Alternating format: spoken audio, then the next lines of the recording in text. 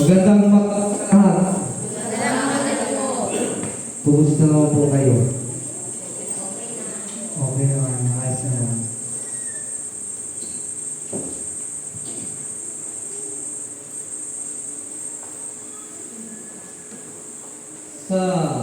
Isa sa buhay natin ay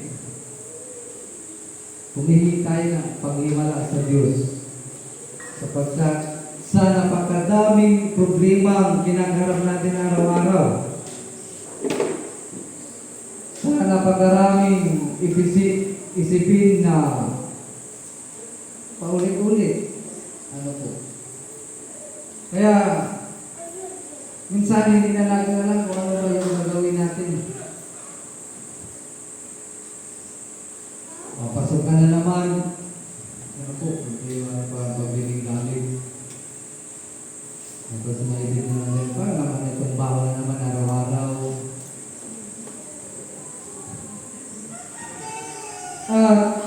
Kung atin bumawapansin Panginoon mga kapatid, yung nakita ni Jesus kung gaano kadaming tao ang sumunod sa kanila. Nakita din niya kung ano yung mga pangangailangan ng tao sapagkat sabi ng ating Ebanghelyo na ito ay kailangan nilang pakainin. Kaya nung tinanong niya si Felipe, hindi para malaman kung ano yung gagawin, kundi nais niya subukin ang isa sa kanyang mga nagagtong. Ano ba yung kanyang nakikita at pananaw sa ganung sitwasyon. Ngunit ang sagot ni Felipe, sabi ni Felipe na kahit 200 dinar yung tinapay ang bibili na hindi pa kasya para makakain ng tigna kalahati. Kung atin pong mapapansin mga kapatid, sobrang negatibo yung nakita ni Felipe sa isang sitwasyon. Ngunit sabi na natin Ebanghelyo, alam na ni Jesus kung ano yung kanyang dapat gawin sa ganung pangyayari. Kaya magkaiba yung pananaw ni Kristo at magkaiba naman yung nakita ng kanyang at pananaw ng kanyang isang alagad. Sa atin bilang isang tao ay kadalasan yung nakikita natin problema sa buhay. Mga negatibong nangyayari sa buhay natin. Kaya sa pamamahayan ng ating Panginoon, ipinakita niya sa atin ang isang magandang bagay na sa kabila ng kawalan, sa kabila ng problema, ay palaging mayroong solusyon. At sa kabila ng isang malaking pangangailangan, ito yung laging sinasabi na God will provide. Kailangan nilang pakainin yung 5,000 katao, pero wala silang dalang pagkain. At kung mayroon man silang mabibili o may kakayanan bumili, pero hindi ganun kasapat para sa lahat yung mabibili nilang pagkain. Kaya, isang napakalaking himala ang ginawa ng ating Panginoon to provide the needs of the people. Kaya mapapansin ninyo sa isa ating Ebanghelyo sa umagang ito, isang batang lalaki ang nagbigay kay Jesus ng 5 tinapay at 2 isda. Atin pong isipin, anong magagawa ng 5 tinapay sa 5,000 katao? Ano yung magagawa ng isda, ng 2 isda sa mahigit 5,000 katao? Ating isipin. Dahil bang durog-durogin yung tinapay para padasihin yung pagkasya doon sa 5,000, talagang sobrang imposible.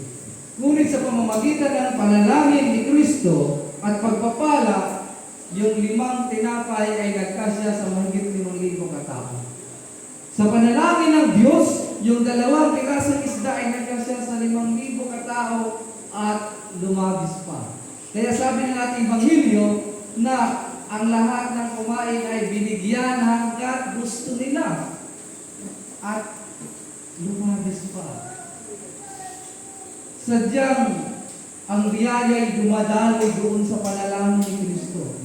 Kaya mga kapatid, Sa pamamagitan ng isang bata na nagbigay ng 5 tinapay, ay nagkakaroon ng isang napakalaking himala upang matugunan ang sitwasyon at malaking pangangailangan.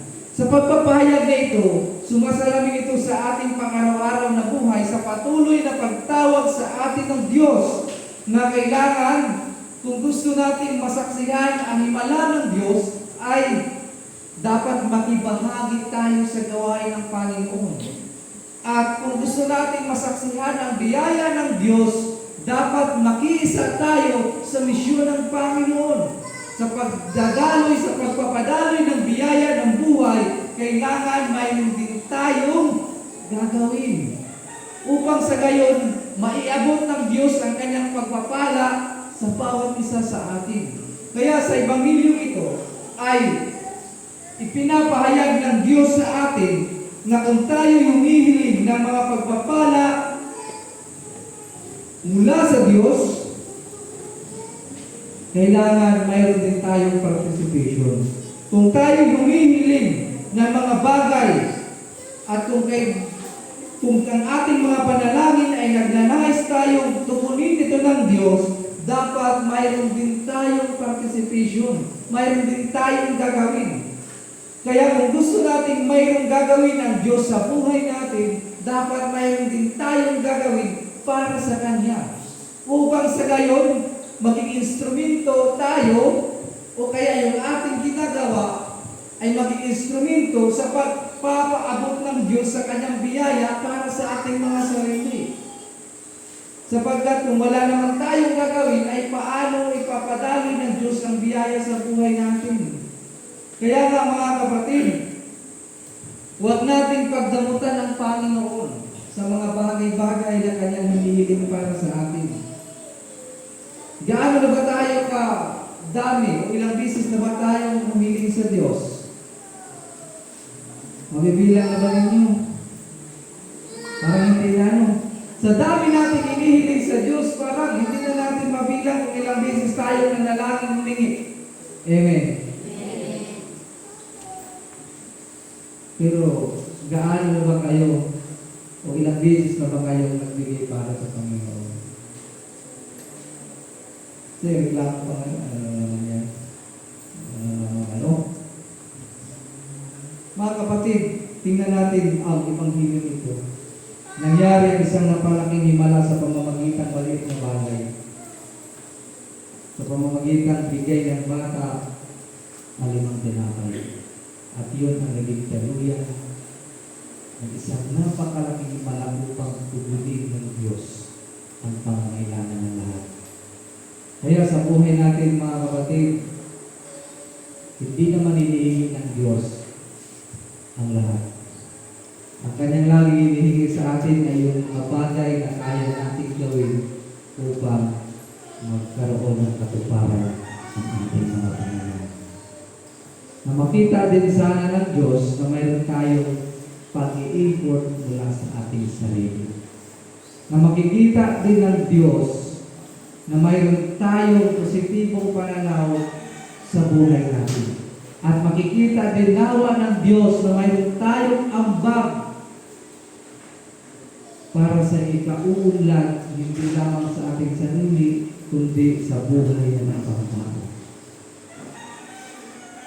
Sapagkat sa maliit na bagay ay doon magmula ang isang napakalaking biyaya mula sa Panginoon. Kaya huwag nating maliitin ang mga maliit na bagay na nagagawa natin para sa Panginoon. Sapagkat para sa Diyos, ang lahat ng bagay ay may halaga. Malaking effort man yan, maliit na effort man yan, ang lahat ng bagay para sa Kanya ay may halaga. Kaya sa kabila ng napaka-negatibong sitwasyon, dapat makita pa rin natin ang positibong pananaw sa buhay upang sa gayon maipahayag ng Diyos sa buhay natin na lahat ng problema ay mayroong solusyon, ang lahat ng tanong sa buhay natin ay mayroong kasagutan, at ang lahat ng kakulangan natin ay kayang ibigay ng Diyos sa buhay natin. Amen. Amen. Kaya ano bang pagkakaiba ng pananaw ng bata at ng ni Filipe? Ang pananaw ni Filipe, wala na talagang pag-asa. Diba sabi ni Filipe, kaya bumili tayo ng 200 dinaryong pagkain ay wala, hindi pa rin sa sapat. Pero yung bata na nag-offer, doon kay Kristo, nagpapakita sa lahat na ang Diyos ay kaya magbigay mga magmumula sa maliit na bagay. Kaya mga kapatid, sa maliit na bagay na ating nagagawa para sa Kanya, ito'y malaking bagay sa Panginoon na may babalik para sa atin. Kaya huwag tayong magpakatamad sa mga bagay na para sa Diyos. Panalangin, binabaliwala lang natin minsan kasi maliit na bagay. Ang atin pong isipin, madali lang naman magdasal, pero bakit hindi nagagawa? Amen. Nagdasal mo pagkatayo? Ha? Opo. Opo. Maliit na bagay. Maliit na bagay na maibibigay natin sa kasimbahan para sa misyon ng Diyos. Malaking bagay yun para sa Panginoon. Sapagkat kung ikaw ay naging instrumento ng pagpapala ng Diyos, malaking bagay yun para sa Kanya upang ikaw ay pagpalain. The blessings of God always matter. Nagsisimula yan sa ating sarili kung paano tayo makikiisa sa misyon ng Diyos. Kaya, naiblis ang lahat. Napakain ng maraming tao dahil sa isang maliit na kaloob ng isang bata. At sana ganun din yung ating kaisipan. Ano po? Na kung mayroon man tayong magagawa kahit sa pinakamaliit na paraan para sa katuparan ng misyon ng Diyos, dapat nating gawin. Sa halip na mag-isip ng mga negatibong bagay, ay dapat manatili tayong positibo sa maliit na mga bagay. Kahit napakaliit na ng pag-asa, ay dapat patuloy pa rin tayong maniniwala. Kaya nga, mas naging sa ating Ebanghelyo, mas naging isang napakamakabuluhan yung bigay ng bata kaysa doon sa pananaw ni Filipe. Dahil kay Filipe, wala na talaga, Lord. Wala na. Pero yung bata na nagbigay na mayroon pa kahit kaunti na maipapakain. Kaya mga kapatid, kung ano man yung mayroon sa atin, ay yun yung kaloob ng Diyos. Kaya huwag nating maliitin din yung mga bagay na pwede natin makagawa sa ating Panginoon. Sa kabila ng kahirapan, sa kabila ng kakulangan, at sa kabila ng napakaraming problema na ating dinaranas. Kaya nga, pati pagsimba, huwag natin maliitin. Simba lang naman yun. Simba lang naman yun. Yung presensya natin sa panahon ng panambahan ng ating bagay ngayon para sa Panginoon. Para ikaw ay blessed at para ikaw ay pagpalain. Kahit ano bang bagay na pwede natin magawa sa Diyos, huwag natin maliitin. Yung pagtawag sa Panginoon sa maikling panahon. Kahit pagising sa umaga, ang pagpapasalamat sa Diyos, huwag natin yung maliitin. Na ano ba yung magagawa ng isang maikling panalangin? Minsan, tinatanong pa natin, ano ba yung magagawa ng pagsimpa-limpa? Para malaman mo. Huwag natin mo. Sapagkat ang tinitingnan ng Diyos, hindi yung quality na naibigay natin para sa Kanya, kundi yung kagandahang loob na nagagawa natin kahit sa pinakamaliit na bagay. Hindi tayo tinatawagan ng Diyos upang magkaloob ng maraming bagay para sa Kanya. Hindi tayo hinihinga ng Diyos ng mga malalaking bagay para maging pasanin natin sa araw-araw at maging responsibilidad dagdag sa ating responsibilidad. Kundi ang hinihingi ng Diyos ayon sa iyong kakayanan. Kahit sa pinakamaliit na kaya mong gawin. Kahit yun na lang, gawin mo para sa Kanya. At sigurado ito'y babalik sa pamamagitan ng panalangin ng Panginoon. Babalik ito sa iyong mas higit at sobra-sobra pa. Kaya mga kapatid, to witness the miracle of God, kailangan makipag-participate tayo. Makipag-participate tayo sa pamamagitan ng mga bagay na kaya natin gawin para sa Kanya. Makiisa tayo sa Diyos sa Kanyang gawain sa mga bagay na kaya natin gawin para sa Kanya. At higit sa lahat, wag nating pagdarutan ng Diyos. Sapagkat ang lahat ng bagay sa Kanya nagmumula. At higit sa lahat, kung gusto natin ng blessings mula sa Panginoon. Sino gusto ng blessings mula sa Diyos? Lahat ba gusto? Huwag kayong madamot. Huwag kayong madamot sa paggawa ng mabuti. Huwag kayong madamot sa pagmamahal sa kapwa. Huwag kayong maging madamot sa pagtulong sa mga nangangailangan. Huwag kayong madamot sa pagmimisyon para sa Diyos.